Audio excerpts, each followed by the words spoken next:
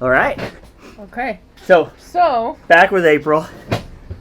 I was thinking about talking about motivation and discipline because people are always talking about how hard everything is, and everything is hard. Yeah. And you just have to do it. You have to make it.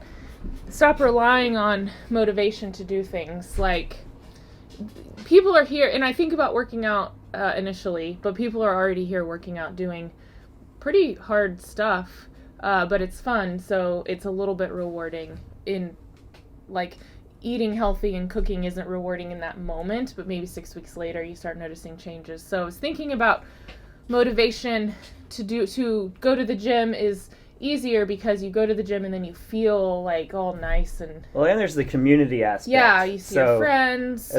So you're not like tomorrow you see something. Right. The experience is more enjoyable to come to the gym in a group setting. Right. Than cooking by yourself. Cooking vegetables and meat at home alone, and then you're not any thinner when you finish eating it. So it's very easy to then be like, this is hard.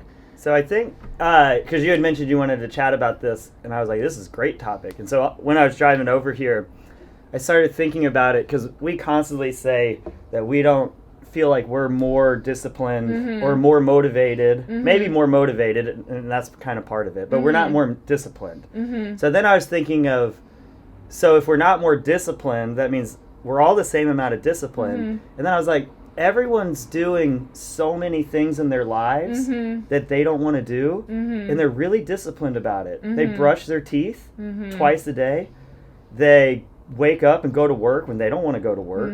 It's like there's so many little things that everyone does every day that they don't want to do. And I think the big difference goes back to the motivation part. And there's the motivation of like, 30 minutes from now I need to do this, I don't want to. But there's also the bigger motivation of like, so why are we going to do it anyway? Like, you don't want to brush your teeth. Every now and then if like you missed a brush, then you're like, man, I want to brush my teeth.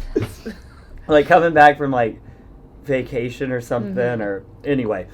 But usually you don't want to brush your teeth. Like when you've fallen asleep on the couch and you just want to go straight to bed, the last thing you want to do is brush your teeth. But if you skip, it's not good. Or right now, I know hair washing is a thing for you. It takes so long. But it's like you don't want to wash your hair because of the physical thing of washing your hair. You just want your hair washed. Right.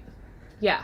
So I think a big part of a couple things that I was thinking of is, one, we don't do a good job of imagining our lives doing the things.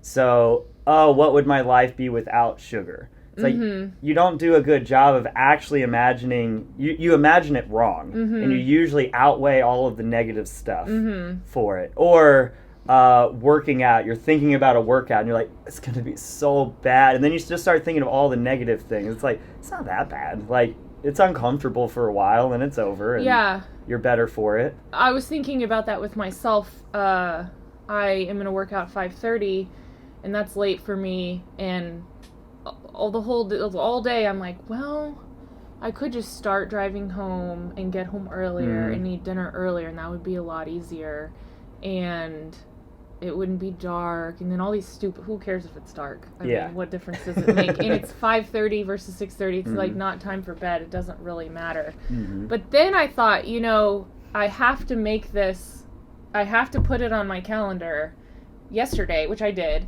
but there's no going back. I'm working out at 12 or at 5:30.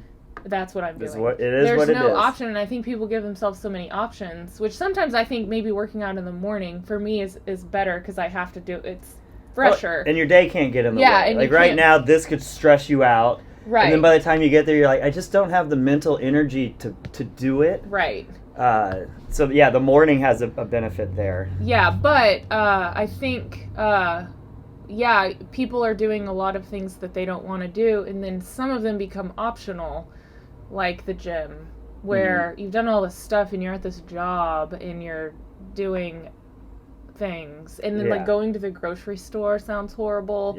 Going to the gym sounds horrible, and I think all of these things are an option versus you just have to do it. And then you go home and sit on the couch very easily. So, and it's doing things you might not want to do, and I think in the moments before you do it. And then when you're actually doing it, it's never as bad as what you brought it up to be. But it's actually, it's the things you do want to do. So, and that's what we work with the momentum people on, is deciding, so like you did yesterday, deciding yesterday that you want yourself, what makes the most sense for today is for you to work out at 5:30. So you're like, I want myself to work out at 5:30. So that's kind of what we work on, is trusting strong previous version of you who actually sat down and took the time to consider all the pros and cons and decided, yes, this would be a good idea. And then not falling trapped to the 30 minutes before you, who could come up with 1,000 different reasons. Yeah, and I think that's where the motivation versus discipline, because if I were a motivated person, then at 4:45, I'd be like, ready to go, can't ready wait to to go. work out, but I'm not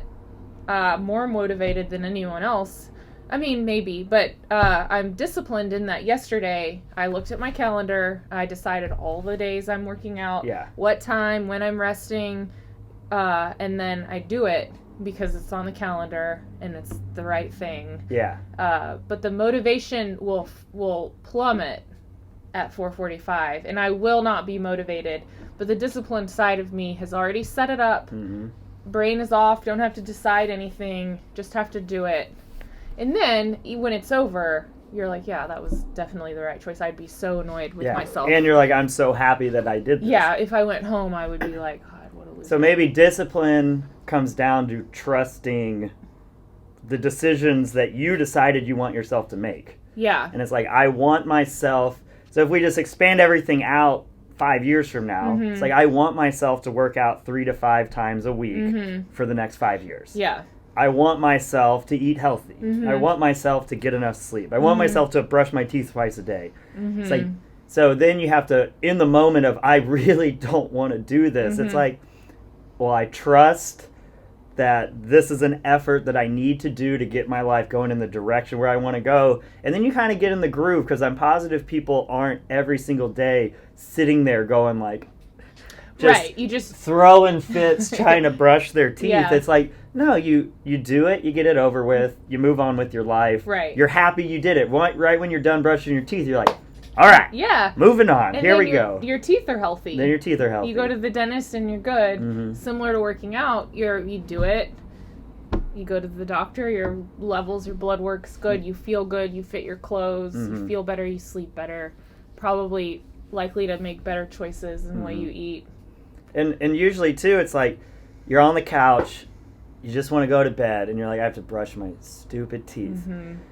You feel terrible up until the point that you're brushing your teeth. And now you're not even thinking about it anymore. You're already doing it. Just like working out, it's like, I don't want to work out. And then you come in and you get warmed up, and you don't have that thought again. And then maybe one day out of the year, you warm up and you start getting stuff out, and you're like, not gonna work. No, I can't do it today. It's like, that happens to me once a year, and it's like, go home. That's fine. If you're letting yourself do that every day, then, maybe there's a bigger problem going on. But like, that's, usually once you get into the thing, you don't want it. Washing dishes. Oh God, it's miserable to think about washing dishes. And then once you start washing dishes, you're like, this is fine. Then your sink is clean. And I think the discipline part of it is helpful if you're planning ahead, because I will preemptively brush my teeth. I'm a big fall asleeper in 10 minutes into any kind of like show.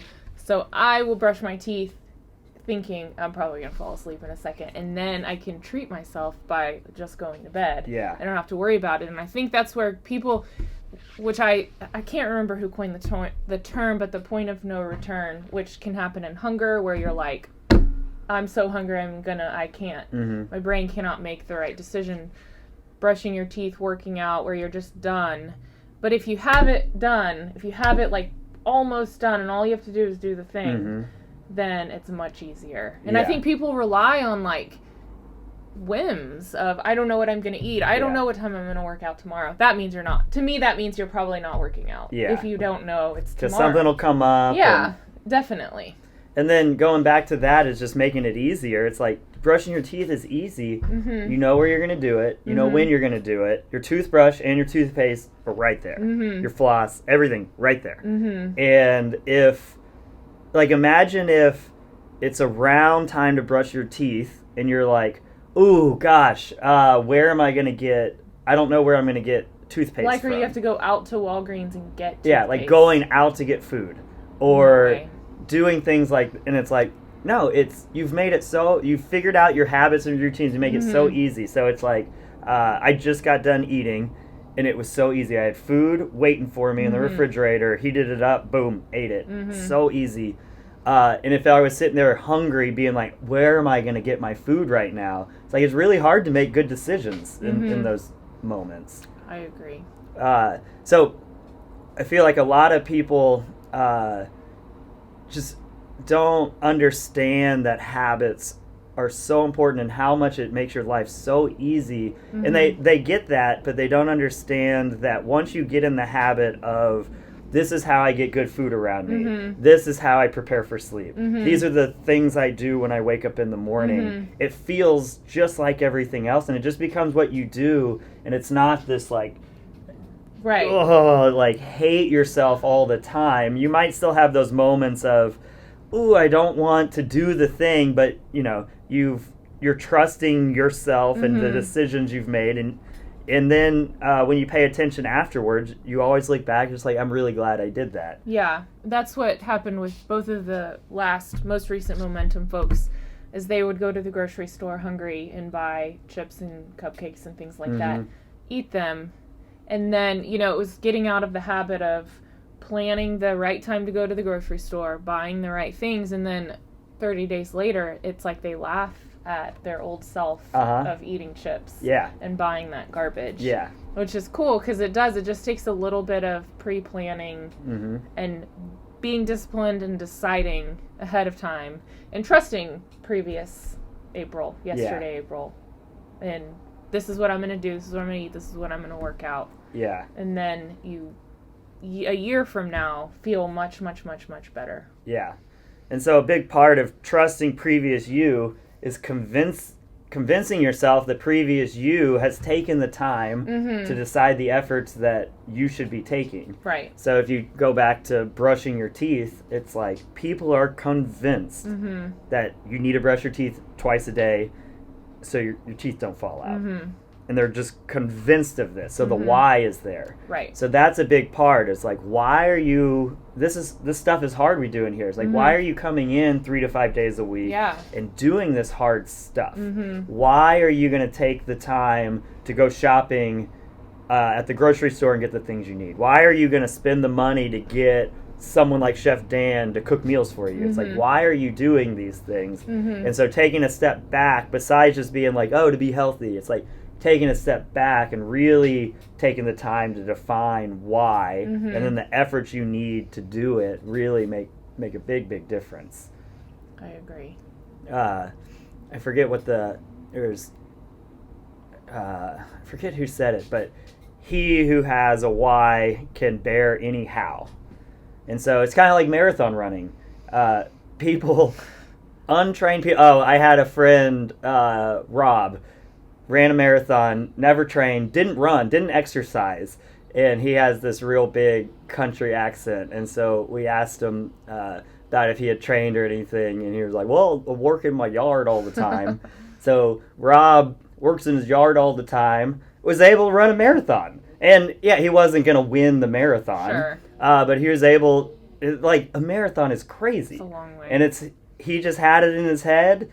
He knew why he was doing it, and it was to prove to himself and probably all of us that he could do it, and he freaking did it. Yeah. It was awesome. Yeah, you can do it. If you want to do it, you can do it. Yeah, and so a big part of making yourself work out at 5:30 or trusting that previous you knew what they were doing when they scheduled you for 5:30 is being convinced that, like, okay, working out in this manner is something that fits like the direction I want my life to go. Right. Yeah, and not working out does not fit. And going straight home and doing nothing is not where I want to go. And then there's just simple realities of life that people need to accept. And yeah, it's unfair, but it's not really. But it seems unfair. It's like, so I'm going to be on this diet, and I'm going to watch all of my coworkers eat candy and cake and this stuff all the time. It's like, oh, I'm going to be on this diet, and I'm going to watch all my friends do this. And it's like, I don't even think that is unfair, especially when we look at, you know, what we know that type of lifestyle, what it does to you. And it's like their heart disease, their just, you name the disease, risk factors go up tremendously. Yeah. It's crazy what something that tastes good and gives you 15 minutes of pleasure, less than that, 1 minute of pleasure, can do to your rational thinking. Because eating candy and pizza is not better than not doing that. And not exercising is not better. Yeah. That's horrible. And the reason people haven't, they just haven't convinced themselves of that. Right. And they're like, I can't imagine my life without eating this right now. And it's like, well, first of all, that's kind of sad that you can't imagine yourself. It's like, I just heard this one guy, he went and stayed with monks for 2 weeks, and they have just nothing in there. The first day he got there, it was like 5 p.m., and they're like, hey, tomorrow morning we're going to wake up, we're going to do some meditation, yada, yada, yada. And he was like, well, what do I do tonight? And he was like, think. Just sit there and do nothing. But it's like, we can't imagine ourselves doing these things. I kind of forgot where I was going with that one, but that was just kind of fresh in my head. But when we've got...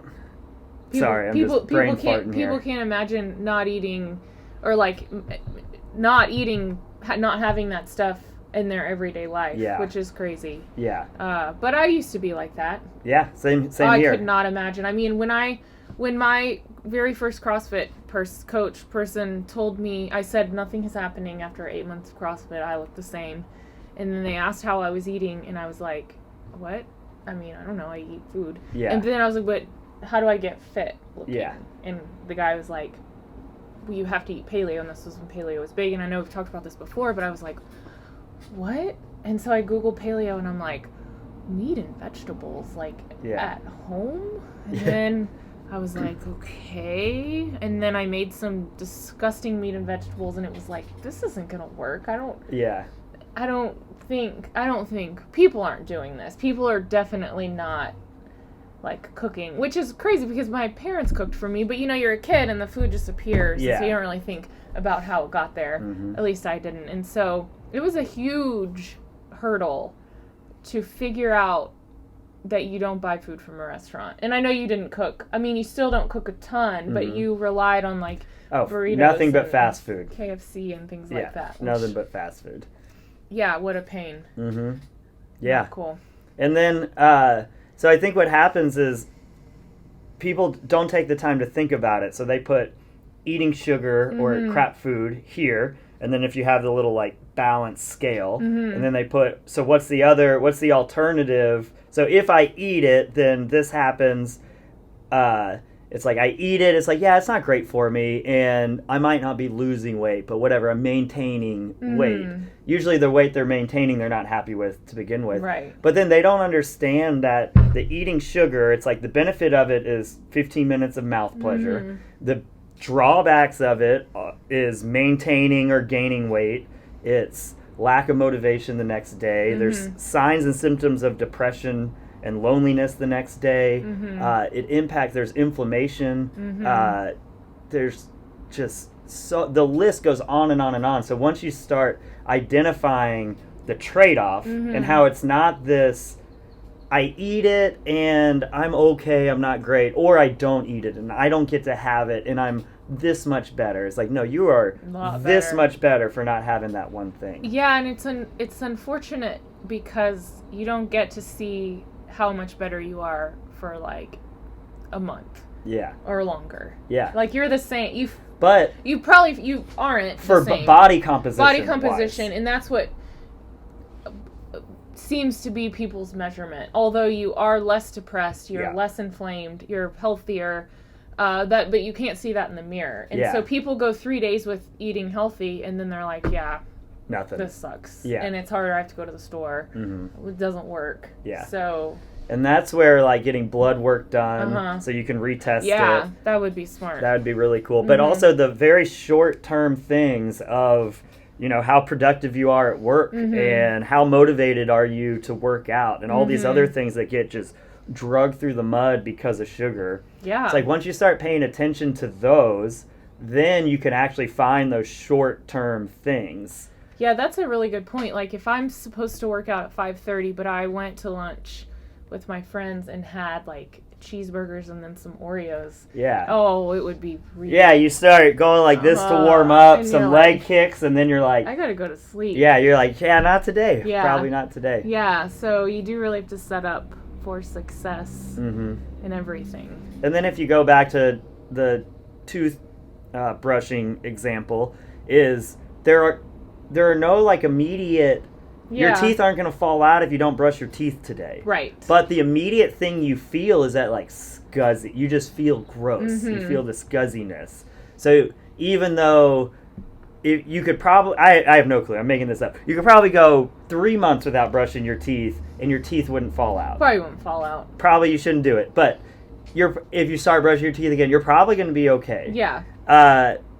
Same thing with everything else, but when you feel the negative effects, like, oh, I haven't brushed, and now it's just like, ugh. Sweaters on your teeth. Sweaters. Ugh, gross. It's the same thing. So when you Yeah. start making those real connections to sugar and sleep and all of these other, not working out, and all these other things, you can have those shorter term connections where then you can actually start trusting the process more, as opposed to, I'm just going to blindly do this. Right. And hopefully 3 months from now, I'll see a change in the mirror. Right. It's like you have to take accountability for yourself and pay attention to yourself. Yeah. I think people are blindly going to work and eating and brushing their teeth and working out, and they're like, ugh, yeah. What is this even for? Yeah, and they haven't taken the time to really think about why they're doing it.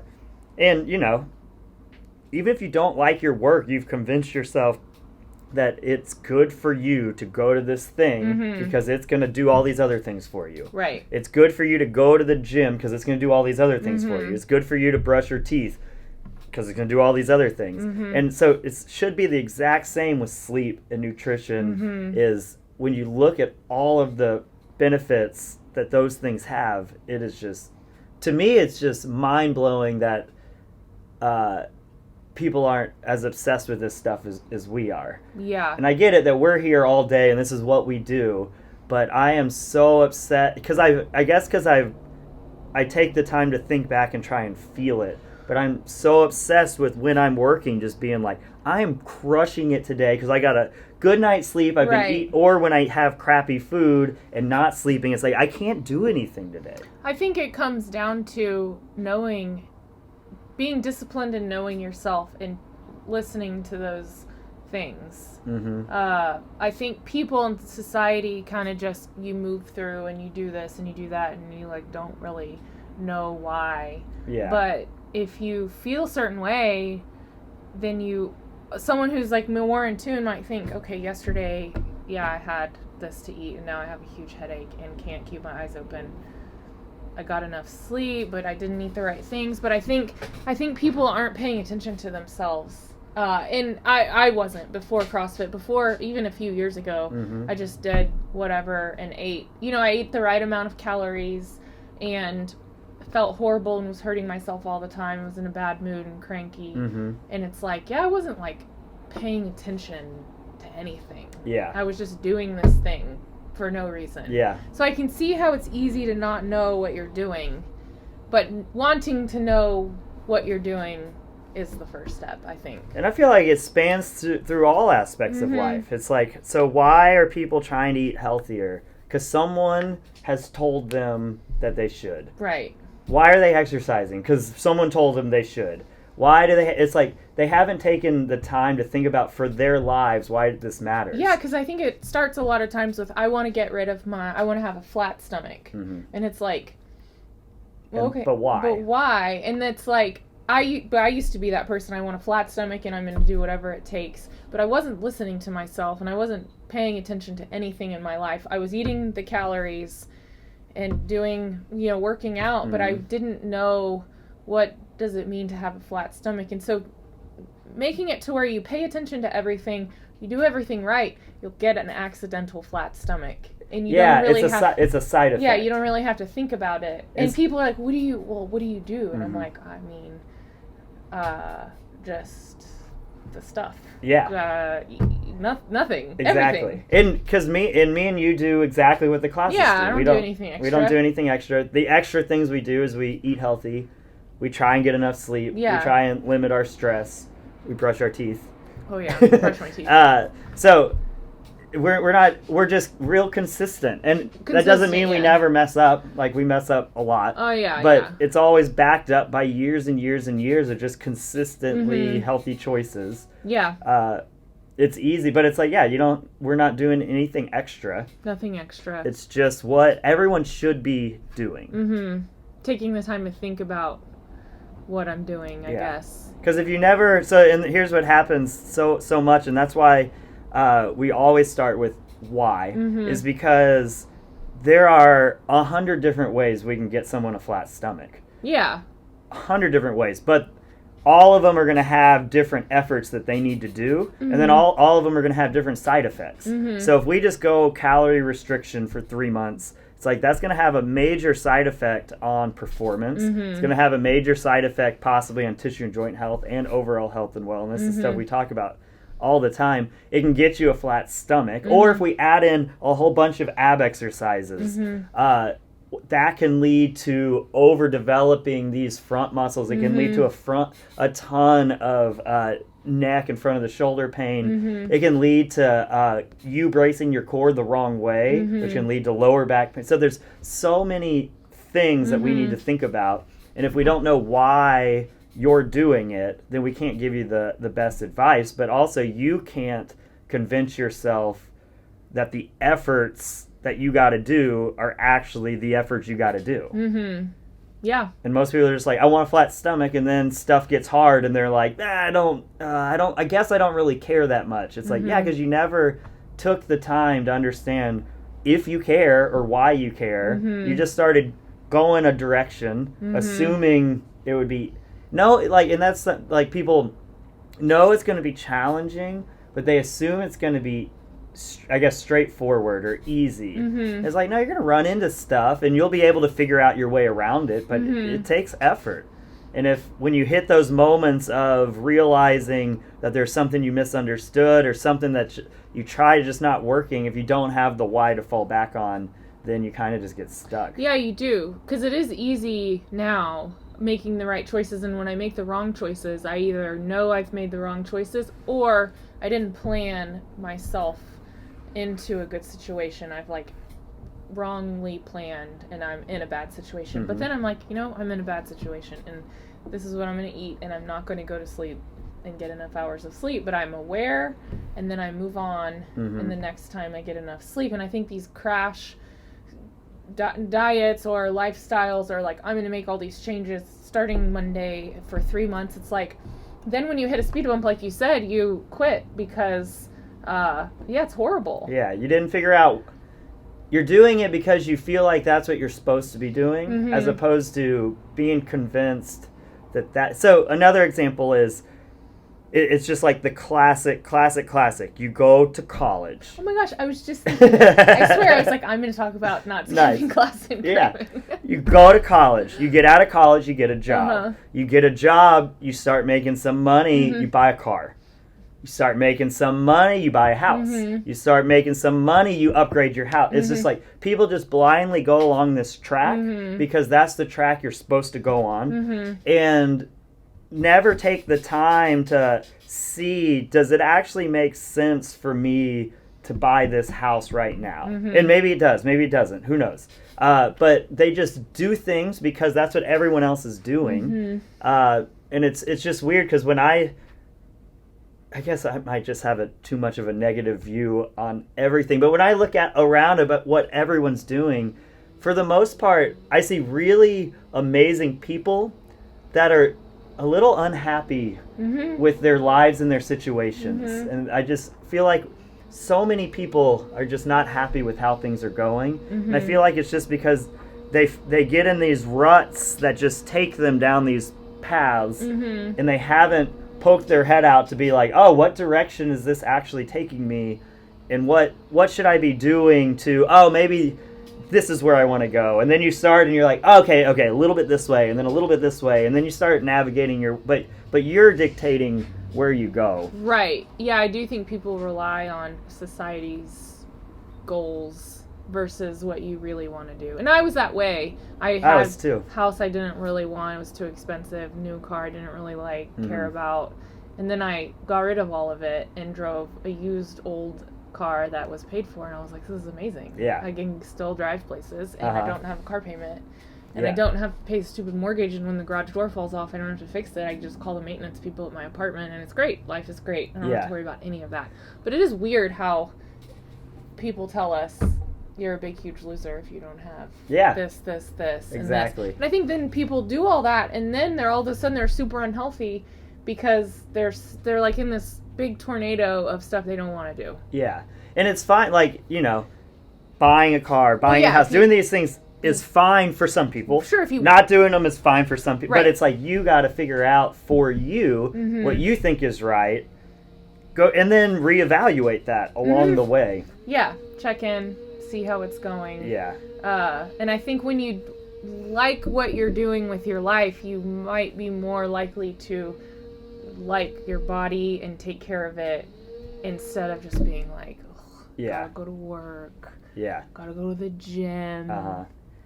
Then it becomes more fun. And so this is, and we actually talked about this I think yesterday a little bit, but there's the theory of the 4 burners. Oh yeah, I liked that. And so you've got 4 burners that can be going on in your life if you want to be good at things. If you want to be really, really great, you get to have 1 burner. So this could be, a burner is your career.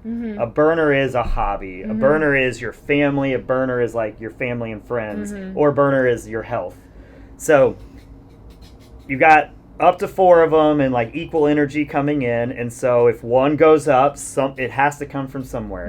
And so what ends up happening is people go all in on career, and then family and relationships and health and hobbies and all these things get turned way down. But the cool thing is that you can outsource some of these things. So you can keep your family burner high instead of going to work and leaving your kid in a closet, not good. which is probably not a good idea. You can take them to a daycare. And so now you can keep your family burner high and balanced by outsourcing some of it. So for my health burner, instead of having my health burner high and spending a lot of time cooking my own food, I pay Chef Dan to cook my food. So now health burner high, but my energy level, I can put it to other things, and it's not using up any of my energy to do that healthy thing for my life.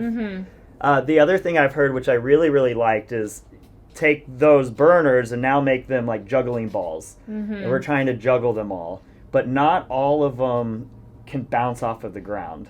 So something like family and friend and relationships are glass. Career, these things, health might be kind of a mixture, but you can kind of bounce back from health.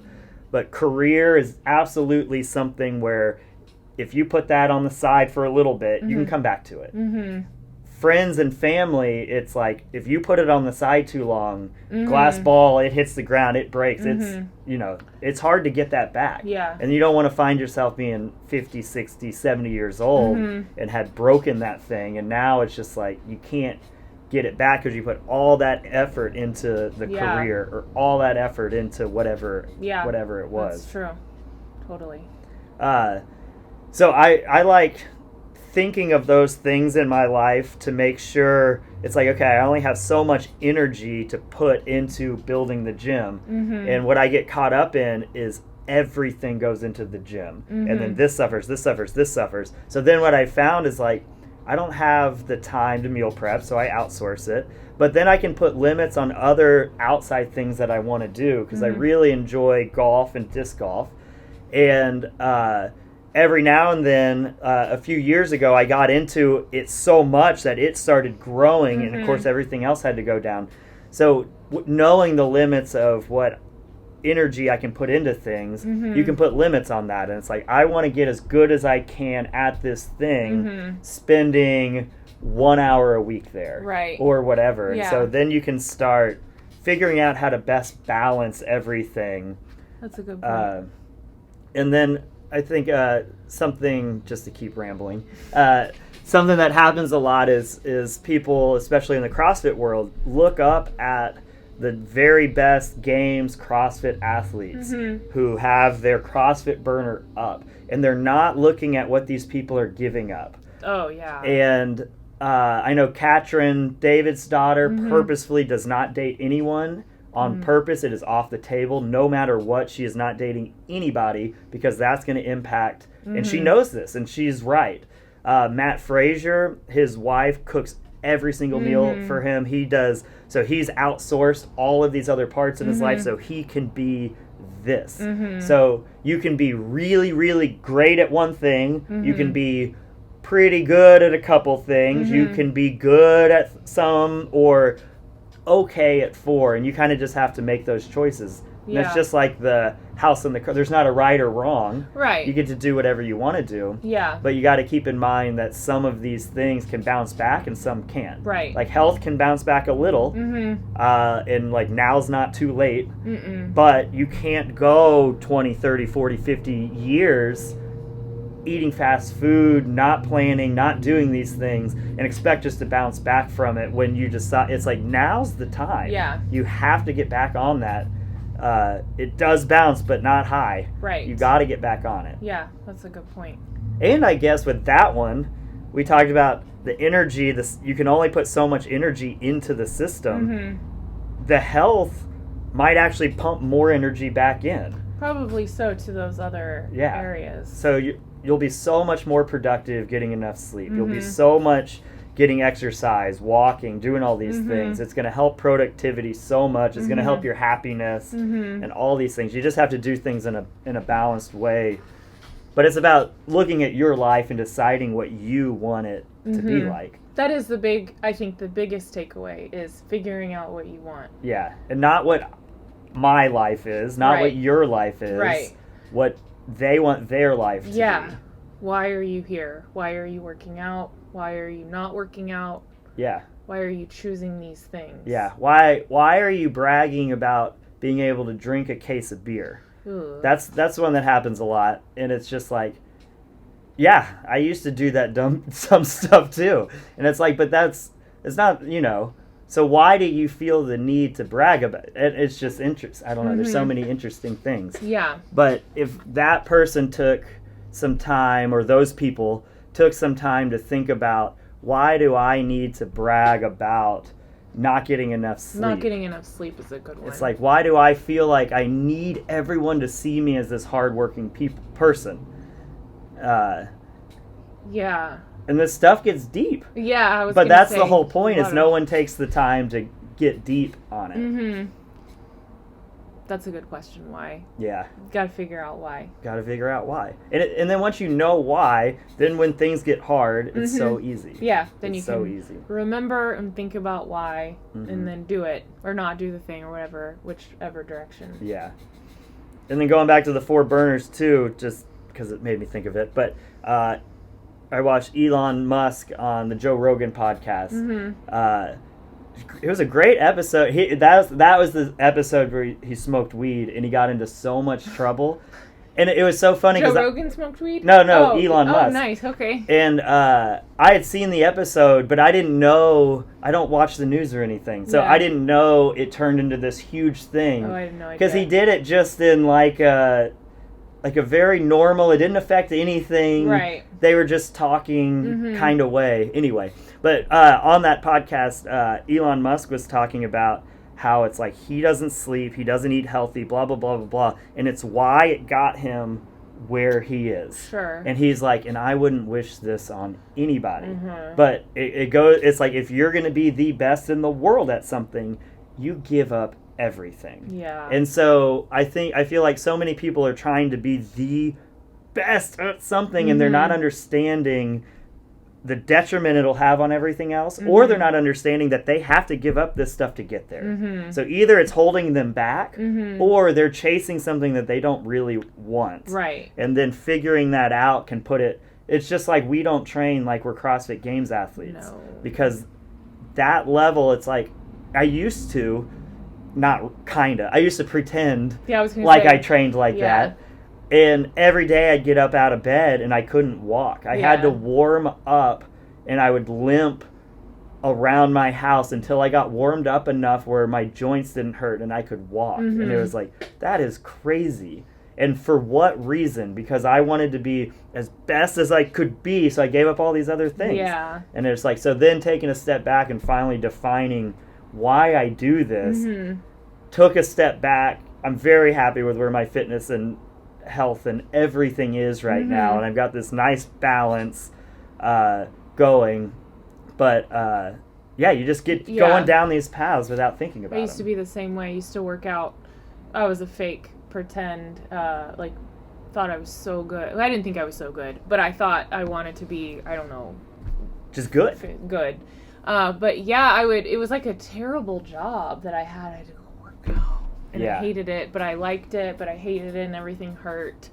And then when I realized I just want to be healthy and live a long time, and I'm tired of, I'm just tired. Yeah. And now I'm not tired. I'm fine. Yeah. And I just go to class. I don't really care. It's super happy. I don't care what the workout is. Super fit. The only time I ever look at the workout is when I post the workout, and I read them, and I'm like, ooh, okay, cool. Yeah. And then I don't think about it again until that day when I plan the workout. But if I'm not coaching until later, I just go do the workout, and I'm like, oh, great, that was a lot of fun. Yeah, that was it. But because when you take all that stress off of yourself, but then it also transfers into training better. Because without all that performance anxiety, you don't have all these stress hormones going all day. Totally. So, I think so many people could also benefit from just not putting so much pressure on themselves. And like once a week when we have our testing days, and then when benchmark week comes up, it's like, all right, let's deal with a little bit of pressure. It's fine every now and then. But let's not put pressure on us that much on us every single day. Oh, when we went to that competition,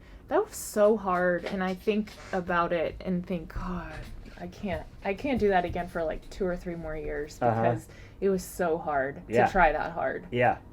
It was so hard. And it's like, people try this hard. Someone was like, you should try this hard every day. And I'm like, oh, no. I would die. Yeah. And that's, first of all, not even CrossFit Games athletes try that hard every single day. Yeah. Not on the top level. There's some at the almost there level that do it, and that's why they're at the almost there level and they're not at the level. But that's the amateur CrossFit mistake, is I'm going to try as hard as I possibly can every day, blood, sweat, and tears, one more rep, no pain, no gain. It's like, no, that is a recipe for getting... Blood, sweat, and tears is like, I don't want any blood.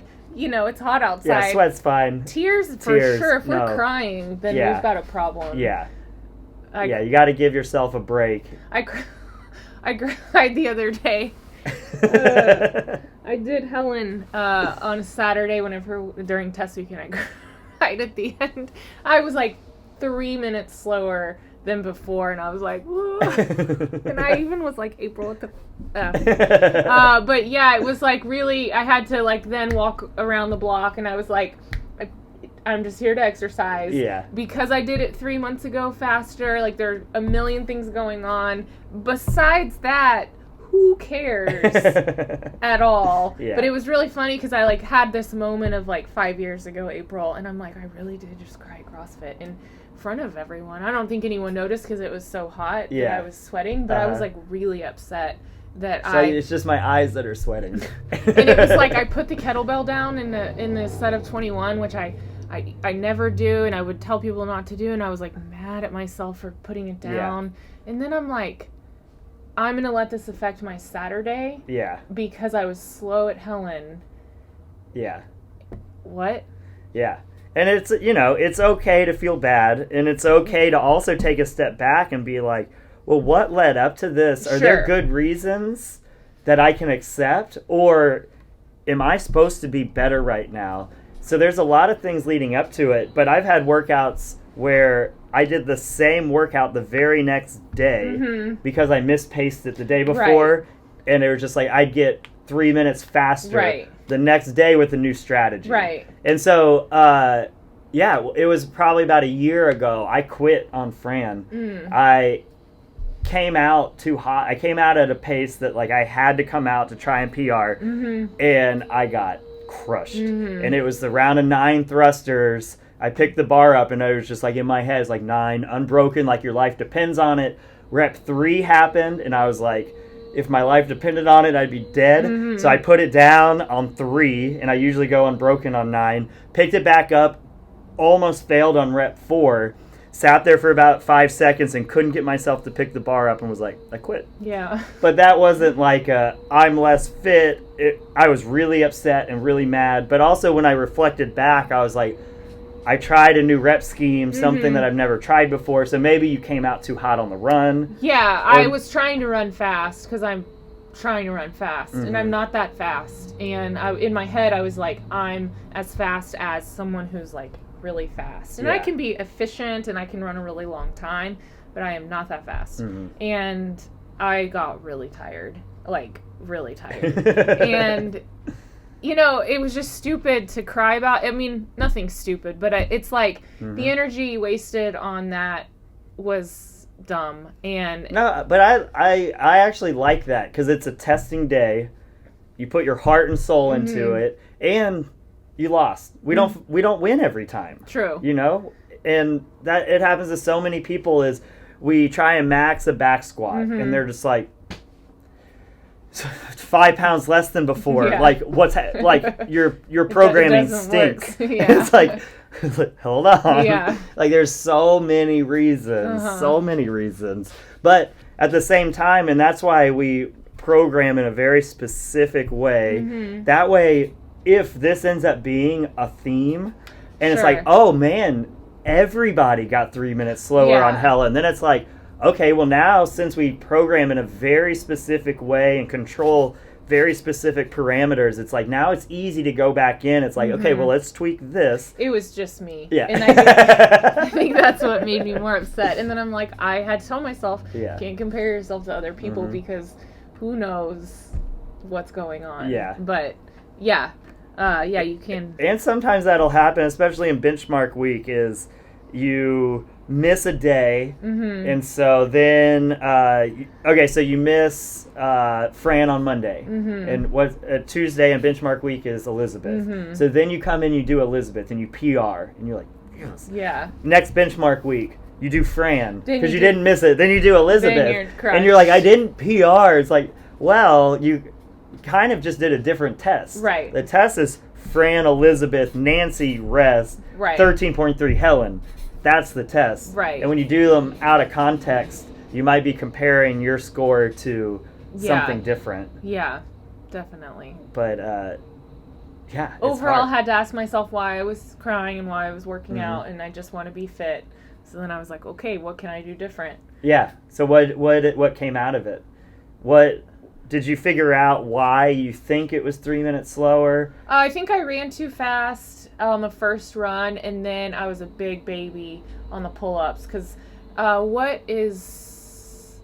It's 12. So no, I was thinking about why my forearms might have been hurting.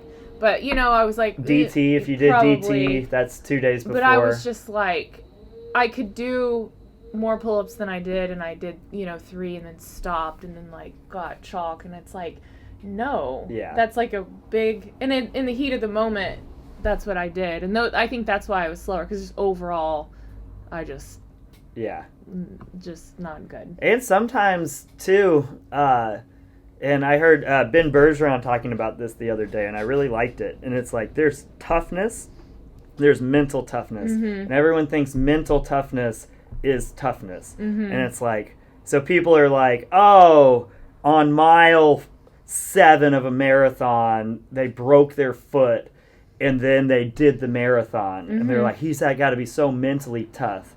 And it's like, no, that's just being tough. Just being tough.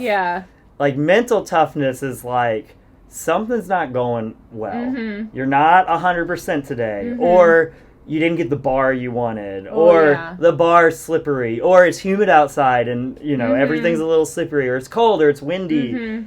and mental toughness is just hanging in there. Yeah. And so many times it's like, I feel like mental toughness, not only does it need to be developed and learned, but also if you're stressed out about things in other parts of your life, it's hard to be mentally tough. And so you sit there and you can get to the point in a workout where like just something doesn't go right, and then you're just not quite ready for it. And then that kind of just snowballs. Yeah, that's a good point, and I think we could talk about mental toughness forever, because that is what happens. It's like I didn't do pull-ups, and then like everyone's finished, and I'm like walking in circles like mad. And it is about maintaining a mental state, but I do think you have to prepare for it. So it was raining a couple Wednesdays ago, and I usually work out on Wednesday either at 5:30 or at 11 by myself, and I was like, 5:30 there's an intro, so I'm gonna go at 11 by myself. It's raining, and I'm like, dang, it's raining, I guess I can't do it. And then I'm like, well, no, it's okay, I'm not gonna melt. So I brought a change of clothes, a change of socks and shoes. I could have done the run scale, but I wanted to run. It was like not cold, so and it's like I put a sweatshirt on, didn't want my hair to get wet, so I tied my face into a hoodie. I did the runs, my feet got wet, and the whole time I was like, I'm wet. And then I finished it, and I went really fast, and I felt great, and then it was over, and then I changed my clothes, and I took my thing out, hair was dry, and everything was fine. And I'm like, it's all about how you think about things, because I knew it was raining. Yeah, so you did the whole mental preparation dance beforehand. Yeah. Of, it's going to be cold. I'm doing it anyway. It's going to be like this. And so then when it was cold and I'm like, I took the time to think about what this was going to feel like beforehand. Yeah, that's true. And it's almost like I ran those 400s in my head as I drove to the gym. And sure enough, I stepped in water. And I was like, I just stepped in water, like I thought I would. And I had my other shoes and my other outfit, and everything was fine. And then it's like, Helen, for example, I didn't think anything through, but I think this could be, this can be applied to everything. Is thinking of all of the things that are going on. So tying this back into the nutrition piece, this is what we do with all the momentum people too. And it's like, so what are you eating for each of your meals today? And then also, what do you foresee being your biggest challenge? So, and this is something me and Dr. Dave were talking about on the last podcast, but it's not, like, so many people are about positivity. You got to be positive. You got to be positive. It's like, yes, and you need to think of all the negative things that could happen so you can mentally prepare for those scenarios. So if they happen, you're not like, oh, I got in from the run and the pull-up bar is slippery. And it's like, no, you've thought about, oh, if I get in from the run and the pull-up bar is slippery, then that means I'm not going to be as good as pull-ups today. Right. And I'm going to deal with it. And like maintaining those expectations of yourself and of the world. It's humid. And it's going to be slippery, and it's not your fault, and it's not my fault. You can't control it. It just is that way. So jot it down and put humid, and then move on. But if you think about those things beforehand and go through failing and then saying, no, I'm not going to fail. I'm going to account for the rain or the humidity or whatever. And if this happens, I do this. If this happens, I do this. And then it's fine, and you have like a plan, and then you're fine, and then you have a great workout or a great whatever meal, shopping experience, life. Because you've thought about it. One of my favorite quotes was, so Ronda Rousey's that UFC fighter. She's tough. I don't know where she is. She's tough. I don't know where she is anymore in the grand scheme of, but she used to be this unbeatable champion. I know she's since lost. I don't know. I'm pretty sure she's come back, but I don't know exactly where she is in all of that. But her mom raised her to be really, really tough. And the quote is, I don't want you to be the best on your best day. I want you to be the best on your worst day. And so what her mom would do to poor old young Ronda Rousey is be like, you have a judo, when she was like 8 or 10, I'm probably getting the age completely wrong because I don't remember the story exactly. But when she was like 8 or 10, she was like, you have a judo competition in 3 hours across town. And that's all she said. And she was like, well, can you give me a ride? She was like, no, you have to do it. So she said she'd show up to these judo things crying, going crazy. Competition, she's there. She's super young. She's there on her own. She had to figure out how to get on a bus and do all of these things. And she showed up, and it was all because you just need to be able to perform when everything's going wrong. That's true. So it's like, what's your default when everything's going wrong? And so... if your default is when everything's going wrong, I fall back and I have cake to make myself feel better. It's like, well, we also know that having cake causes all these other problems. Yeah, it's like, I think about if everything's going wrong, I think people probably get really drunk to feel better. They've got something that they fall back on. Yeah. Or they've had a rough day at the office, so they go home and they have a beer. That's not an excuse for me anymore because almost every day is a rough day. Yeah, life is rough. Life is hard. So I just plunged the toilet earlier and got toilet water all over my foot and soaked through my sock, which is fine. But it's I am not perfect, but it's I'm not surprised that this happened, and it's really funny because I have extra socks in my car. And it's again, I'm not perfect, but I have emergency clothes in the car, and it's awesome. Yeah. They have been in there for 2 years, but I'm I was going to need some socks. Yeah. Someone was going to need socks. And it's cool, fine, clean it up, everything's fine. Yeah. And it's not the end of the world. I don't need to go medicate myself because, could have turned into now my class sucks. And it's just how, people who are better at rolling with it just are going to do so many cool things with their lives. One of my favorite new member stories was this guy, Tarek. It was our very first location. The guy was super tall. He was this super tall guy. He comes in and he's just wearing regular clothes. Never heard of CrossFit. This was back in 2012 when nobody really knew what CrossFit was. And came in, started asking questions. I was like, well, we actually have a class starting in 15 minutes if you want to stick around and work out. And he was like, well, he goes, I don't have any clothes. And I go, you can just wear my shorts. This guy is so huge. And most of y'all know me, but if you don't know me, I'm not very huge. And he was like, all right. Nice. So I wore Tarek's pants to coach. Tarek wore my tiny little shorts. And new guy, never tried CrossFit before, worked out, loved it, ended up becoming a member. But I was like, what a cool dude. Yeah, just roll with it. Yeah, just roll with it. I know Andrea, one of our members, she's also worn my clothes before. And it's like... Somebody wore my shoes the other day, my Olympic lifting shoes with cobwebs on them. And I'm a big person. And so this tiny girl is okay. Yeah. And clunking around. And I'm like, nice. Yeah. And so many people are just looking for reasons to be able to give up and have a reason instead of just looking at everything like an experience. It's like you come in and the pull-up bar's wet. It's like, yeah, pull-ups are harder now. It doesn't change what you got to do. This is what you got to do. Let's make it happen. Yeah, because if we lived in a climate-controlled bubble with well, we kind of... Well, not in here, but at home we do. At home, yeah, I guess... But we got to go out in the real world every now and then. I'm thinking of... we don't, because we come here to work. Yeah. And it's either hot or cold, or... And I guess that's why I have all these clothes in my car, because I'm like, it's going to be winter in the morning, and summer in the afternoon, and then when I come back, it's going to be back to winter, and I need gloves and this and that. Yeah. And so... but if we lived in this little bubble... We wouldn't be very versatile or good at anything, but I do think people might expect that. They come in and they're like, the pull-up bars are wet. And I'm like, I used to say, well, this is CrossFit. Yeah. So get over it. Back when CrossFit was really dirty and grimy.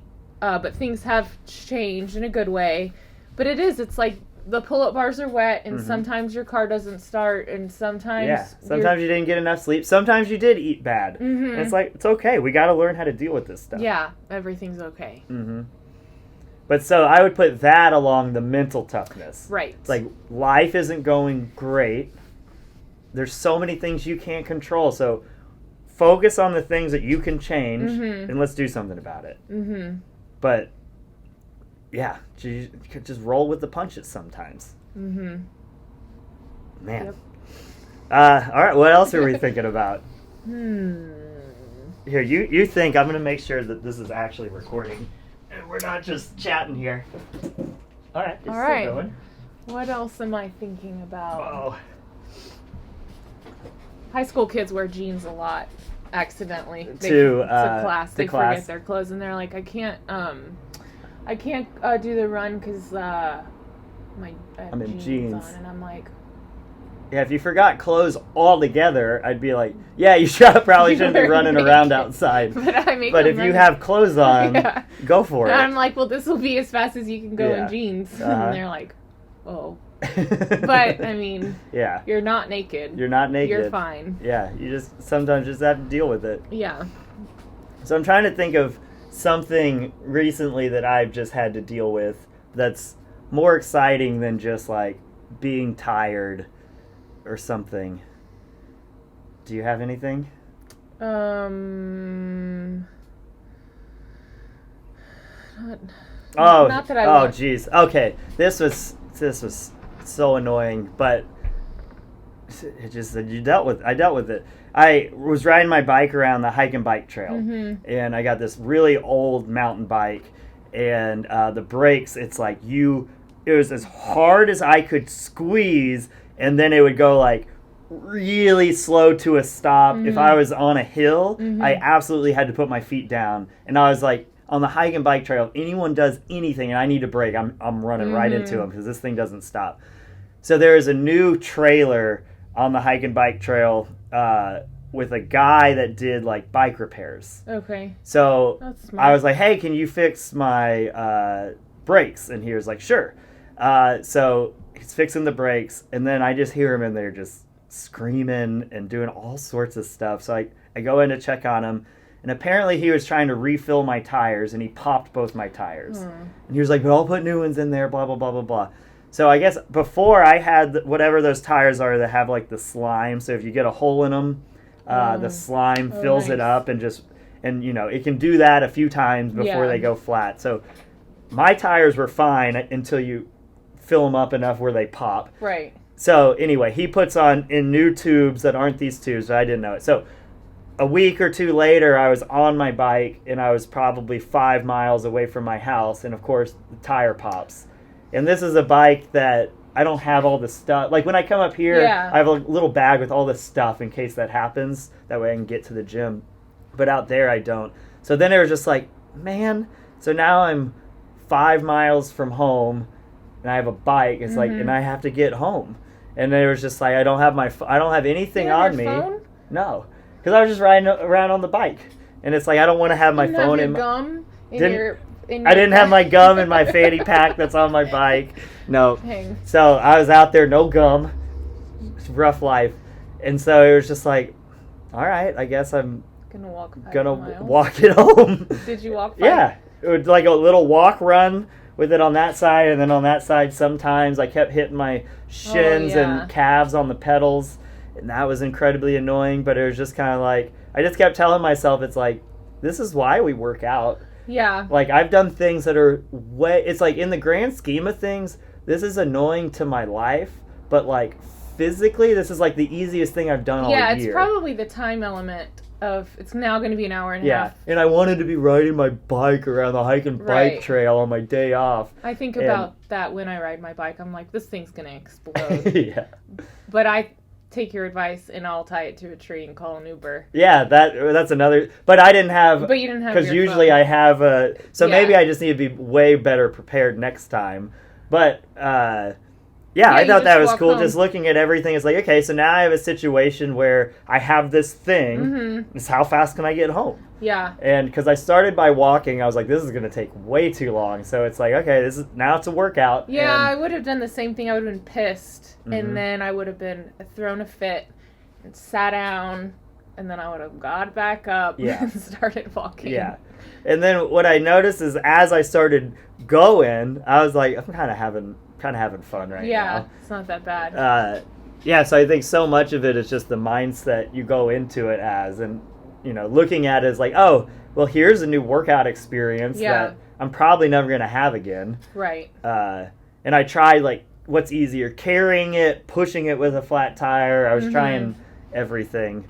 Yeah, but even things that, like, potentially, because you could easily let that ruin your day. Totally. That's what kills me is people say these, like, how's it going? And it's like, horrible, this horrible thing and that horrible thing. And I'm like, it is all about how you're framing this, because you're fine. Yeah. Everything's fine. Everything's fine. And it's like, yeah, you've probably had a stressful day. I will say, if you don't get enough sleep, everything is not fine. You know, like, things, like, if you're so tired and you've only slept 3 hours because you're, I don't know what, and then your bike goes flat, and then this and that, and then you're just like, I would throw it in the river. Yeah, that's what you do. Throw a much bigger fit. Yeah. So taking care of yourself is important, but having a good mindset is important, because it's not the end of the world if you got to walk the dog in the rain. And allowing, and this is what we were talking about earlier today, not on the podcast, but just allowing yourself to be able to change your mind. So someone is mad and they're having a bad day, and then they say verbally to you, they're having a bad day. Then they start going out of their way to make sure that they continue to have a bad day, because that's what they decided they needed to feel today, is it's a bad day, and now I'm going to make everything about today. I'm going to make sure that I'm proving to everyone around me that this is a bad day. Yeah, that's true. And it's like, you can have a bad day to a point, and you still had a bad day, and we can still feel bad for you. And then you can have a good day for the rest of it if you want. Yeah, you gotta grow up. But so many people just, they put themselves there and they're like, no, I'm having a bad day, so now this is how I have to react to all these other things that are going to happen to me today. Which causes everybody else to have a bad day. Yeah, and then now we all get to have a bad day with you. Because you're having a bad day. So that's a good message to get out to everybody, is, you know, we interact with so many people here, and positive and negative behavior, the right word's not coming to me, is so contagious. Definitely. It is incredibly contagious. What happens in classes is, it is so funny, is once, just actions, I guess, are contagious. Once one person grunts in a class, everybody grunts. It's the funniest thing I've ever seen. It's like, it'll be a silent class, people like music, people out of breath, rah, rah, rah, let's go. And then one person will go like, ah! And then another person will do it. And then it's like, now we got everyone in the class is doing it. Yeah, that's funny. And it happens with dumbbells. One person drops a dumbbell or a kettlebell, and now everyone in the class is like, that's cool. Yeah. Now I'm doing it. It's like, no. So there's certain, but it's like, negative things, positive things just spread like wildfire, and it's hilarious because no one knows it's going on, unless you're like looking from up here and seeing it happen. Yeah. But so many people come in, and the first thing they say is, it's hot outside, or God, and it's okay to be like, man, it's a hot one out. Like there's like the inflections that matter, but it's like, so many people come in, and the very first thing they do is complain about something, and something that's not in our or their control. And it's like, what a negative thing that's going to affect everybody in a bad way in here to do. The first time, every single time you come in the gym, it's like, it's hot. Yeah. And it's like, what a good way to get people to not come say hi to you. It's like, oh my gosh, every time I say hi to this person, though, I feel like the world is ending. Yeah, I can think of some situations where it's like, this person isn't going to have anything good to say. And then you got to have to just keep getting yourself up for, hey, well, they're having a rough day. This is, this is just how they act. We still need to be, but like, just think of, the impact you have on people. And it's like, if every time you got home from work, it was like, how was your day? Terrible. It was terrible. Yeah, I wouldn't talk to you anymore. Yeah, jeez. I would be like, well, Kyle's having a bad day, don't. So Alex and I started doing something, and we stole this from the gratitude journal that we use with the Momentum people, and it's the 3 amazing things that happened today. And we've been verbally saying it to each other. So instead of getting home, and, most people's go-to thing is they get home, and they're just like, this and this and this, and all these bad things happen. But when the first thing you start doing is being like, okay, we got home, and now the first thing I'm going to do when I see you is now I have to start thinking of 3 positive things that were amazing that happened today. Yeah. It's been awesome. Yeah, that's cool. It just starts the night out amazing in a happy way. And of course, like every now and then there's truly bad things going on that it's like, hey, I'm not doing great. Here's why. Yeah. That happens. But it shouldn't be just like... It's hot outside. It was hot out. Yeah. It's long and I'm tired. I worked really hard. I was at the gym all day today. Yeah. I had to get up early. It's like, okay, great. So name 3 things that were great today. Right. And it's so funny how quickly that like moves you past it. And then you're just like, oh yeah, life is pretty good.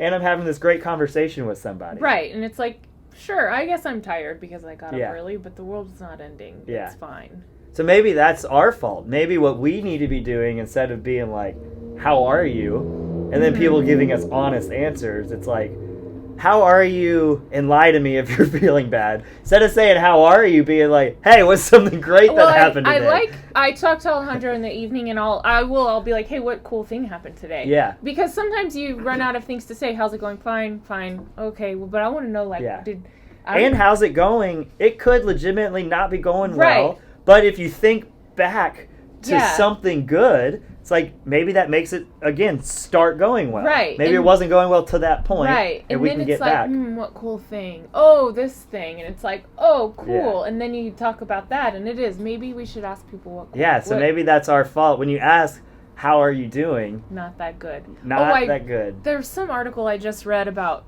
adults being tired. Or maybe it was a meme, but it was like you ask how an adult is doing, and they're like, I'm so tired. Tired. And it's like, yeah, okay. But yeah, what cool thing happened today? Yeah, what cool thing happened? Mitch helped me plunge the toilet. Nice. Thanks, Mitch. Nice. Yeah. So that was cool. I hope you're not putting the toilet on Mitch. No. No, the toilet was already clogged before I got here. It was filled with water. Throwing Mitch under the bus. It was pre-clogged. Pre-Mitch. No. Oh, man. But yeah, that's like a good thing to think about in a kind of gross situation where it's like, that could really make me like pissed. But it's like, no, it was nice. Thanks, Mitch. Oh, nice that Mitch helped. Yeah, that Mitch helped, and it was a nice thing. Yeah, that's super cool. So that's something that I've been trying to do lately, too, and it's just over the last, 3 weeks. There's another thing I talked about with Dr. Dave, but I just read this book, what's it called? Leadership and Self-Deception. And it's all about how you're interacting with people, but basically it's about you seeing people as people and making sure that their needs and their wants and everything are on the same level as you. So not more, not less. It's you don't need to go out of your way and do something nice for every single person on the planet, but they're not objects in your world. Right. So as we're coaching, these aren't members that are just like in our way for us to go home. Right. These are people, and each one is in here to get better. We're all part of this bigger community. So you can look at it with the people in the car next to you. You can look at it with your coworkers, with everyone in your life. But this has been a real big thing, but it makes situations like that really cool. So Mitch probably saw you as a human being. It's like, it'd be really easy to look at clogged toilet, that's part of the business. April works for the business. This is April's job. But instead of doing that, Mitch looked at it like, April is a human being, and she's about to unclog a toilet that she probably, who knows? It was pre-clogged. that she now has to unclog a toilet for somebody else. Well, that was the kicker. Yeah. I didn't clog the toilet. Yeah. Which, it's fine that the toilet's clogged. Yeah. But yeah, it was like... And he was like, I'm going to help this person out. Yeah, and I didn't even ask him. I just was like getting in and out and getting a different plunger. And he was like, oh, do you need some help? And I'm like, actually don't know why this isn't working and the water's coming over, so yes. Yeah. And then we fixed it, and it was like, cool, thanks. Nice. That's nice. Yeah, it wasn't like he walked into a business where it's like, ooh, that's their thing. job. I'm not Exactly. going to mess with that. And I think members can use this just with other members, because I can see, especially in bigger classes, or there's certain pieces of equipment that they like and they don't want to, and so it's easy for members to get caught up in looking at other members as just objects in their way for their workout. Right. And it's like, no, everyone is here. We've all had long days. It's like, even us, it's like, we love doing what we do, but it's not like roses and flowers all the time. It's like, we have bad days too. Right. And we put on the smile, and we're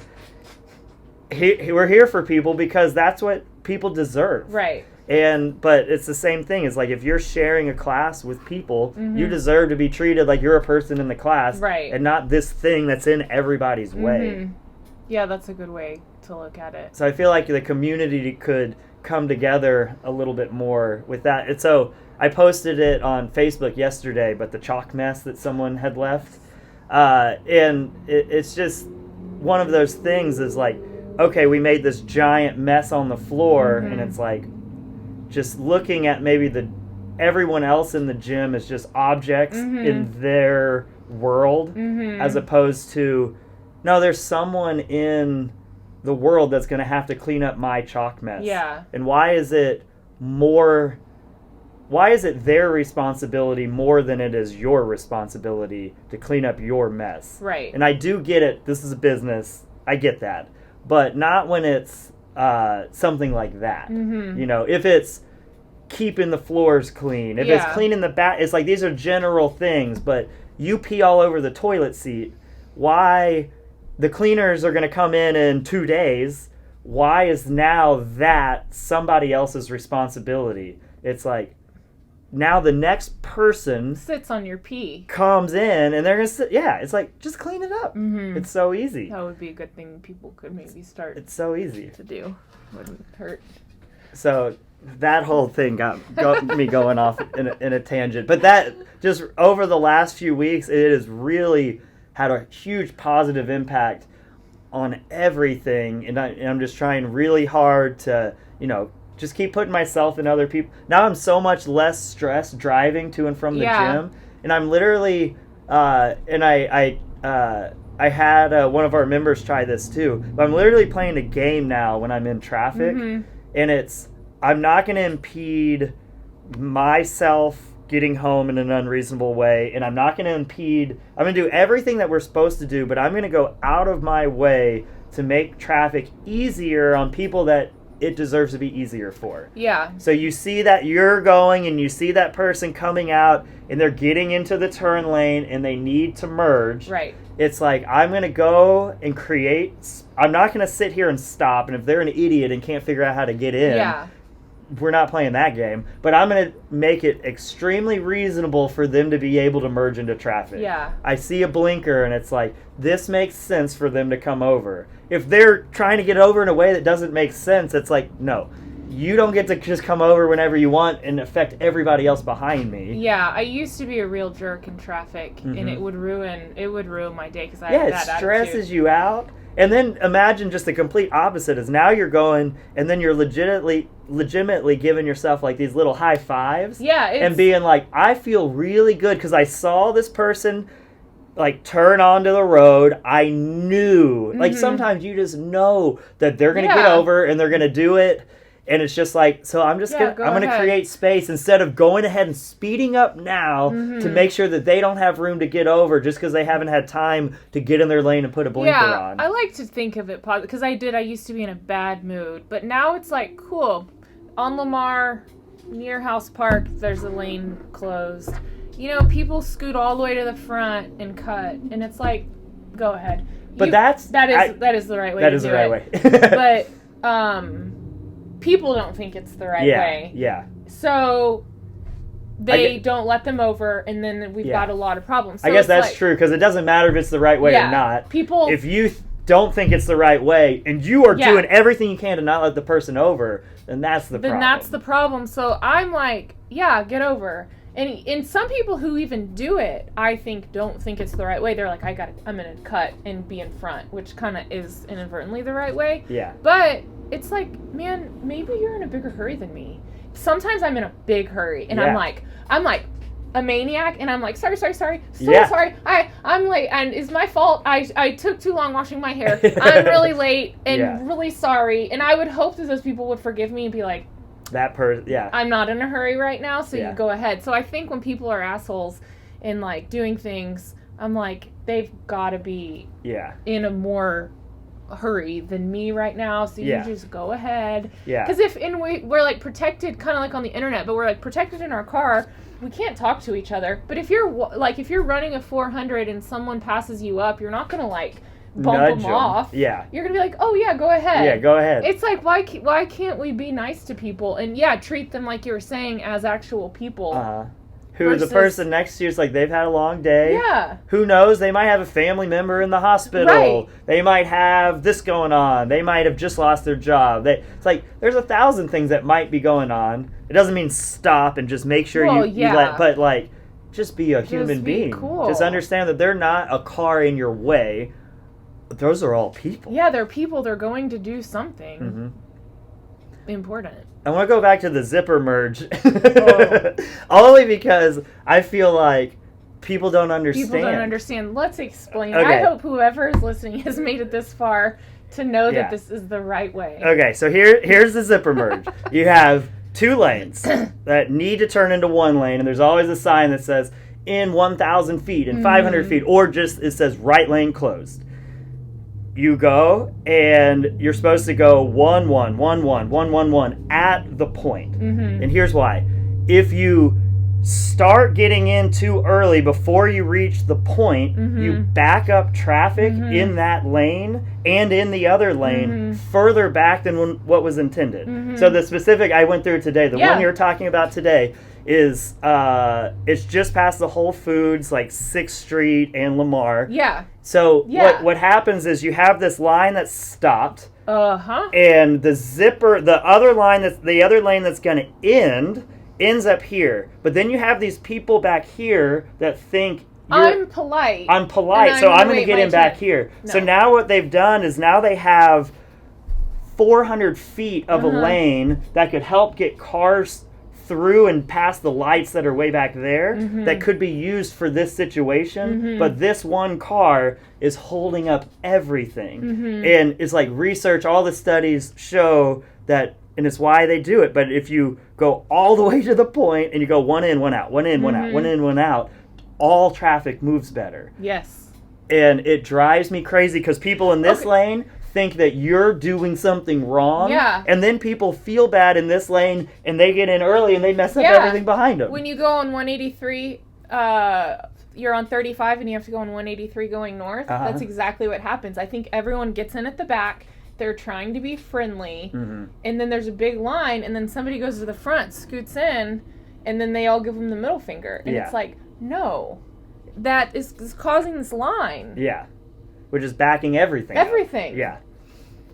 Glad we settled that. Yeah. And it's so funny because every now and then I'll talk to somebody about it and everyone disagrees. Oh, yeah. And it's like, I understand disagreeing, but they've actually done research on it. So you're wrong. Yeah. But I completely understand. I see where someone might think it's rude and that you should get in the back of the line and wait your turn. That takes too long. Yeah. And I figured this out by intuitively being like, this is taking too long. Yeah. Like, there's room. And instead of having one extremely long line, because everyone's polite, so now effectively what you've done is even though they only closed the lane up there, you've politely closed the lane an extra 500, 1,000 feet, whatever it is, because you're being polite. And then that causes so much other problems. Right. It's like if they would have wanted you to do that, they would have closed the lane back there. Right. Okay, there we have it. Glad we settled that. So hopefully that'll help people get less stress in traffic, but also you need to think of people as people. Yeah. But that book, Leadership and Self-Deception, that book was awesome. Okay. Have you read any good books lately? No. Yeah.